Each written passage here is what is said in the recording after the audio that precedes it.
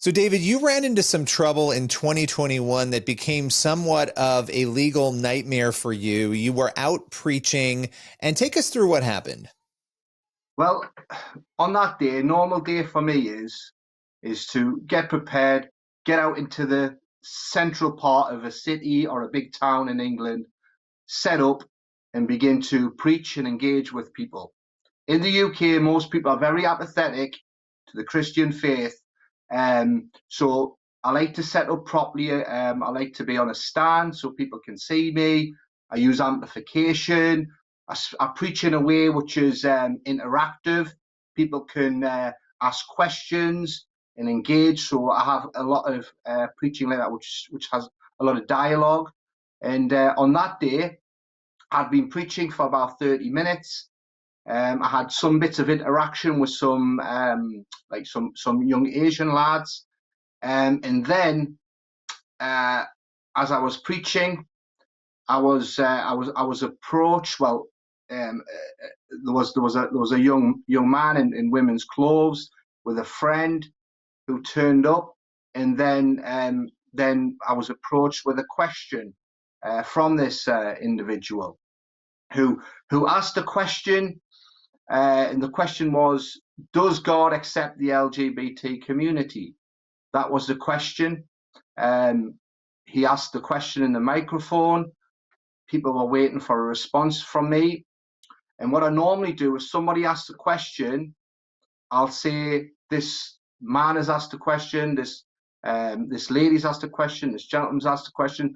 Then I'll repeat the question, and then I'll deal with it and we'll engage with it. On this incident, I knew the question, I discerned the question was to try to tempt me a little bit and try to catch me in saying something, that they could take offense to. However, I know my rights in this country that I can still speak on these subjects. So I began to speak on it. So I addressed the crowd and I said, this gentleman's asked a question, and began to deal with the question. However, the people that in the crowd started to begin to heckle and make an issue with the fact that I'd referred to him as a gentleman, and they started to say, this is a woman, can you not see she's a woman? She's just as much as a woman as I am. And this individual said, I'm a woman, darling. And I was just repeating back and saying, no, I don't agree. This is a man. Let's move on. Let's, deal with the question, try and answer the question. That went on for around a minute or so of just back and forth dealing with the heckling. And then eventually I was able to move on from that, began preaching. But by that time, he began to take offense, phone the police. And then I carried on preaching for around an hour after this. The atmosphere changed, the crowd grew, took more questions from people. There was times where it was a really good atmosphere. They were all just sitting on the ground in the sun in the middle of the street, while I was continuing to preach the gospel. That's the reason I'm there. I'm there to preach Christ. I want them to hear the good news and be in the kingdom of God. So I'm preaching that message. And then the police turn up, and then there's some in the crowd who are causing trouble. They try to steal me equipment. One person actually does steal me amplifier while they're all clapping and celebrating and so forth. And then eventually the police asked me to step down. I did.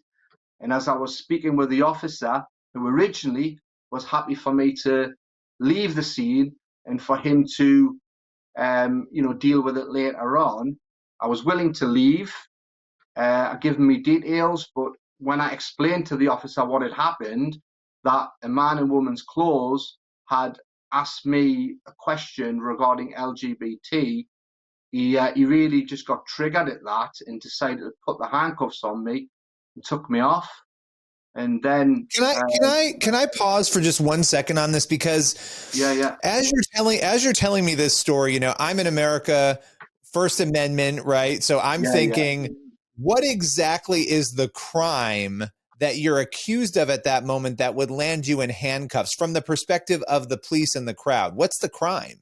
Yeah. So in the UK we have the Public Order Act, and within the Public Order Act there is a section 4A of the UK Public Order Act, which is um, which is intentionally causing somebody to feel harassed, alarmed, or distressed by using threatening, abusive, or insulting words or language.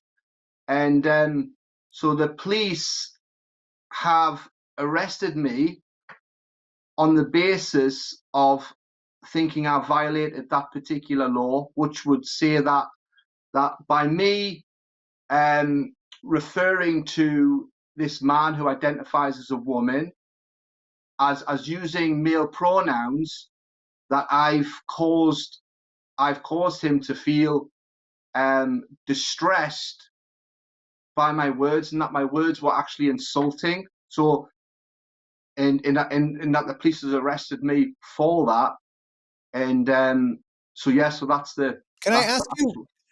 Well, so one other question about that. It's just so interesting to me and a very foreign concept to me, right? That this is an order that could be implemented in that sort of way, because it's not something that we would generally, at this point at least here in America, deal with. Couldn't somebody argue that forcing you to use language that you believe to not be true could also be distressing to you? I guess it's an interesting element on the other side of this. If I say to you, well, you have to say this thing that you truly believe based on your faith is not true in order to not get arrested or in trouble, that would seem to be distressing to you. Would you, I don't even know if you could answer that, but would you be covered under that as well? Well, it doesn't seem as though I am being covered, because throughout this whole process, I don't think anybody's even mentioned anything to me about any of the distress that I've even experienced. I mean, even on that day, I was literally threatened. I literally had my things stolen from me, and it's as if, like, nobody has cared at all about that, except the Right. Christians who've been supporting me. But yeah, I mean, compelled speech is just like, what we're experiencing here, the pressure from, from the authorities, from police, the power that, people maybe in the within the LGBTQ plus community feel as though they have on us, to suggest that, we must refer to them by pronouns, um, it is, well, that is distressing, but yeah. Well, so they arrest you, they put handcuffs on you. I want to get into what happens after. This is 2021, right? You just had a resolution to this week. So this has been going on for, almost 2 years now. What happened that day once you were arrested? Well, what they do here. So I was obviously arrested. I was taken to Ellen Road Police Station, which is in within Leeds district, and booked into the station. Had all my belongings taken off me, my body camera and so forth. Booked in, and then put into the cells. So I was in the police cell for 14 hours. I asked for a duty solicitor. No duty solicitor got in touch with me throughout my whole time in there. So and I wasn't released until the next morning around 6 in the morning. So in all, I was locked up in a cell for like 14 hours. Um, and that was it. So the next morning, they were ready to do my interview. So I went and did an interview, but I just given no reply interview, because I never even had a chance to speak to a solicitor.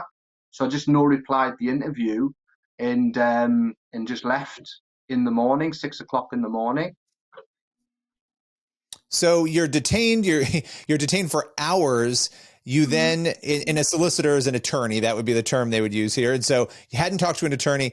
So let's talk about how this impacted your life from that moment. You're talking 20 some odd months that this has been going on around that time.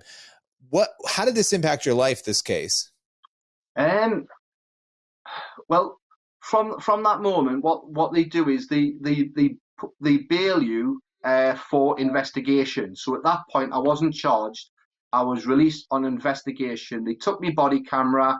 I had two cameras functioning at that time, which I have for my own protection and to sort of, to help me.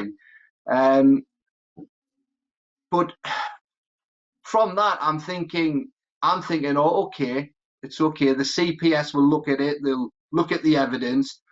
They should be able to clearly see what actually happened that day. And surely I've never violated Public Order Section 4, so they should come to the senses and just give me a no further action. That's what they would normally do. Look at it. There's not enough evidence to get a conviction. No further action. It's all over. It doesn't go to court. I don't, that's what I expected would happen. So at that point, I thought, okay, that's all right. I'm just going to carry on with my ministry, carry on going out preaching. Funny enough, a month later, I went back into the same spot and preached from the same spot, and I was arrested again the following month. This time, however, again, I was released. I was arrested. I was locked up for like 7 hours, and they took me equipment again. What was the offense that time? What were you accused of doing that time? Again, it was the same Public Order Section 4A, and myself and another brother, we were both arrested, and later on we were both given no further action. So on that incident, the CPS, the Crown Prosecution Service, looked at our footage, and on that situation, he says, "Oh, there's no crime there. They didn't violate any law. Give us our equipment back and give us no further action." I went back into Leeds city centre again the next month. Same thing happened again. They arrested me. I was preaching, little crowd. They arrested me for breach of the peace. There was no peace being breached at all. Then they arrested me again. They de-arrested me for the breach of the peace, and then they arrested me again for Public Order Section 4 again. And this was based on a conversation I had with a Muslim guy, a disagreement we had on who God is and on who the correct book, holy book is, the Word of God is. And they took that, and then they said, okay, I've insulted this guy, I've caused harassment, alarm, and distress to this guy. So they arrested me for Public Order Section 4 again. But on this incident, Billy, I was locked up for 7 hours, but they give me a no further action at the police station. So they just says, okay, we've, no further action. There's no evidence to kind of convict, and basically just showed me my door. And do you know what I did, Billy? There's a car park just opposite the Ellen Road police station.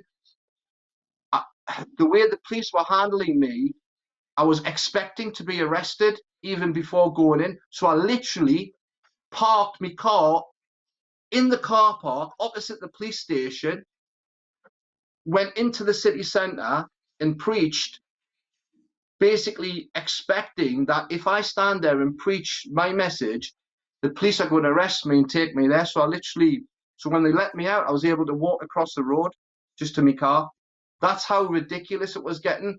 I'm putting hymn books in my bag, so that when I'm arrested and they put me into the into the police station, I can take my hymn books into the police station. It's getting to the point that I'm preparing myself for hours in the police station, and that's how I've been treated within Leeds city centre. Other cities have had a much more professional approach, funny enough, but this city has been a very difficult place to go and preach. right now, I think a lot of people are looking at England and they're wondering what's going on. There's obviously the other issue that's happening right now with which we expect to see these buffer zones around abortion clinics, 492 feet around the clinic, not being able to silently pray in front of a clinic. I mean, there are a lot of questions. I think the rest of us are sort of watching and wondering what exactly is going on. And just to kind of give you a chance to clarify this, and I think I know how you're going to answer it, but there may be critics who are like, oh, well, you must have threatened the Muslim man, or you must have threatened one of these people, or said something horrible, outside of just a disagreement. How would you respond to people who might have that question for you? Yeah, well, like I say, I've been arrested 7 times over the last 3 years or so, and there's no conviction. So, the first time I was arrested, the police had to pay out compensation, 3,000 and £3,500 in compensation. They arrested me for speaking on abortion and speaking on gay rights. But again, on that incident, I was recording, and once the senior sergeant listened to the recording, he says this is not right. Showed me the door and even taught me to put a complaint in. That was the first time, and the other incidences are like I'm literally just preaching the Bible, and police officers are turning up. They're listening to the crowd who are often lying and saying, "Oh, he says that gays should be in hell and so forth," or he's criticised LGBT, or he's spoken against Islam, and the police are just making a decision based on the hearsay. But even if you did those things, I understand the order, right? And I don't fully understand it because I'm not, but based on what the order says, even if you did those things and you didn't threaten anybody, but you spoke out against an ideology or a way of life or a belief system, that would be standard fare in America, that you're allowed to do that. You are allowed to have offensive speech as long as you're not threatening people. So it's such an interesting dynamic to have to watch everything you're saying. And even when you do, still finding yourself in that position. Yeah, no, you're absolutely right, Billy. The thing is, the laws that are in place in the UK actually do protect us for going out there to preach, but it's the culture that's within many of these police forces, and the ideologies that many of these police officers are embracing themselves. So it seems to me that this kind of woke ideology and the LGBT ideology and how it's pushed within the government sort of institutions and within the police, that these police officers are turning up and they're hearing that there's a preacher who says homosexuality is sin, or that says that Islam is a false religion, or has said that abortion is a form of murder. When they turn up and hear this, they think in their minds that, oh, surely he's violated public order section 5 or section 4A. And then when they start to speak to some of the people in the crowd who are saying, oh, he said that practicing homosexuality is sin, or he says that Allah is a false god. These officers are thinking in their heads that I've automatically violated one of these public order offences. Therefore, they make a decision on the spot to arrest me and then take me to the station. And then somewhere along the line, once it gets examined and once people look at my body camera and the evidence I have, somewhere along the line, they make a decision to drop the charges. So, for example, I've been arrested on the spot and then de-arrested half an hour later. I've been taken to a station, for 7 hours, interviewed, and then given no further action.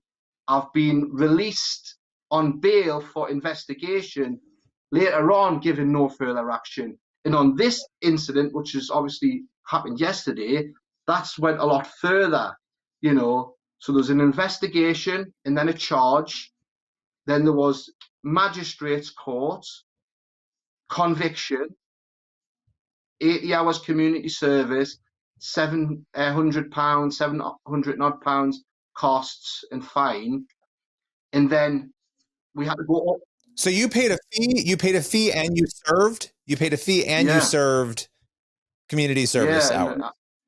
And so this seems like a big win for you. That I mean, so you had this major victory on Thursday, and this victory was that this conviction was overturned. It sounds like it was squashed. So, but it took a long time to get there. What did it feel like for you to have that victory, though? And again, this is over the transgender individual, the initial case we were talking about. What did it feel like to win that finally? I was just absolutely delighted with it.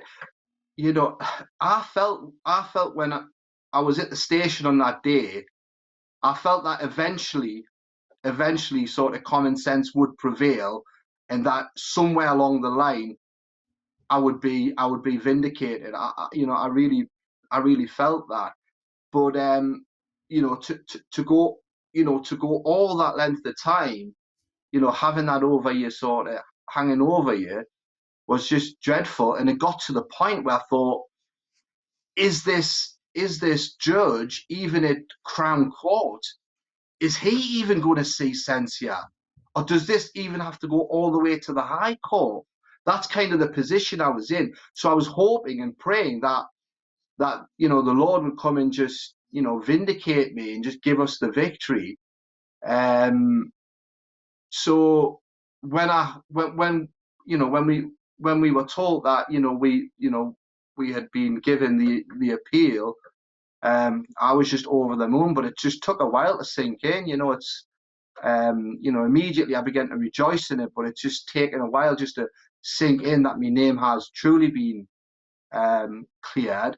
There's no conviction there, and I'm just happy to move on from it. And yeah, so that's just where I'm at with it. Well, as we come to a close here, last question for you. What happens next here for you? Does this affect your ministry? Does it affect the way you do things? I'm just curious to know, are you going to take any action on this to try to, I don't know if there's any action you can take to try to get back the time, the money, the hours spent? Yeah, so I mean, on a legal perspective, we're still looking at obviously certain things. So, I'll be entitled to the money back that I've paid.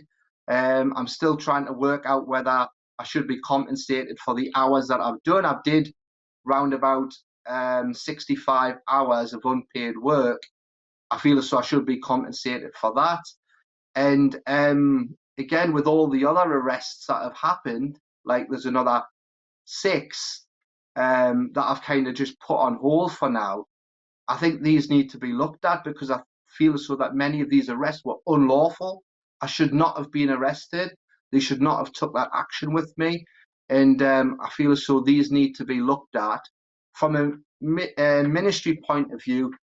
I'm just going to be continuing as normal, going out into the highways and byways, into the centre of town centres, and just continue to preach the word of God, because I'm doing it, for the good of others, and I'm doing it legally. Everything that I've ever done by going out and preaching has been legal, according to the law of this land.